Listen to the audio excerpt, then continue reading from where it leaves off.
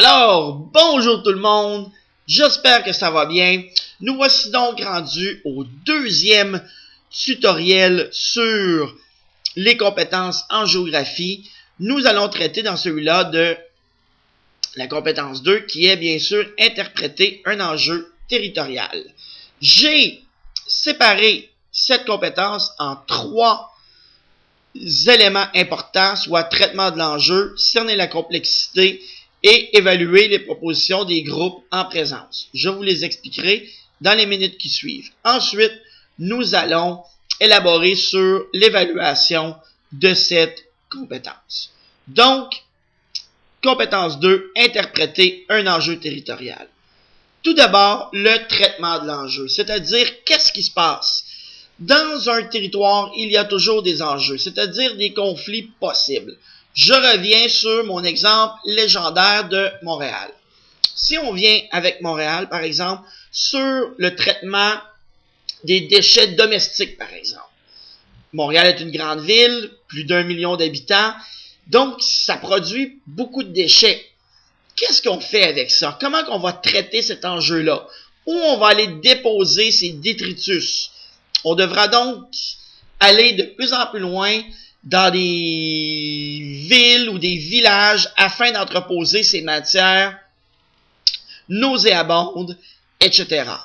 Donc, dans ces villes-là, il va y avoir bien sûr un enjeu territorial qui est ça peut être quand même bien d'avoir des déchets, créer des dépotoirs, ça peut quand même créer des emplois, etc. Et d'un autre côté, ben, c'est certain qu'il y a des voisins de ce dépotoir qui ne seront pas contents d'avoir tous ces détritus dans leur cours. Donc, nous avons ici un enjeu territorial. Qu'est-ce qu'on fait avec les déchets de Montréal? Ensuite, cerner la complexité.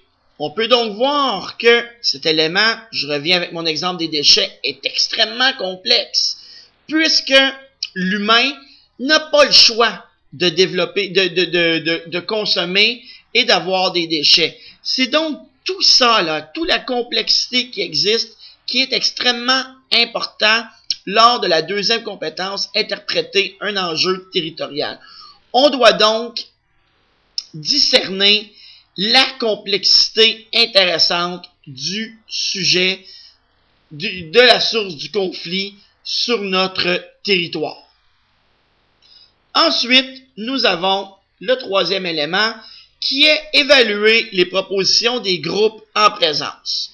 Ici, en géographie, lors de la compétence 2, on doit toujours établir des groupes de personnes qui sont des acteurs importants de la situation proposée. Par exemple, prenons encore notre exemple des déchets à Montréal. Tu vas avoir par exemple les gens qui sont pour le dépotoir, des gens qui sont contre, etc.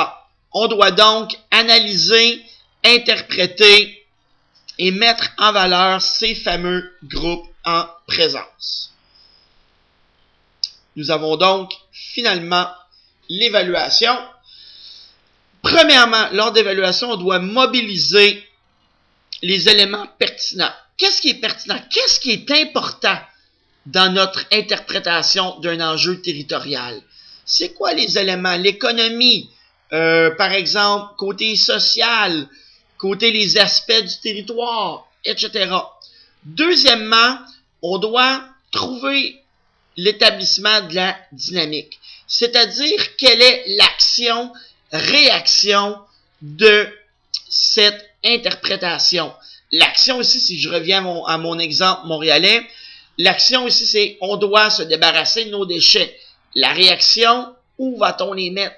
Et cette dynamique-là est extrêmement intéressante car ça l'amène souvent, comme j'ai mentionné précédemment, à une complexité intéressante. Ensuite, on doit exprimer notre opinion. On ne doit pas être neutre face à ce qui se passe. On doit être capable d'émettre certaines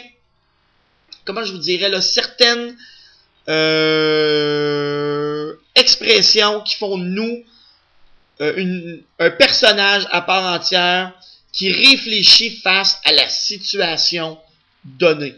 On ne doit pas rester neutre. Je crois que c'est l'expression de mise lors de l'interprétation d'un enjeu territorial. Alors, merci beaucoup. Ceci était la compétence 2 en géographie.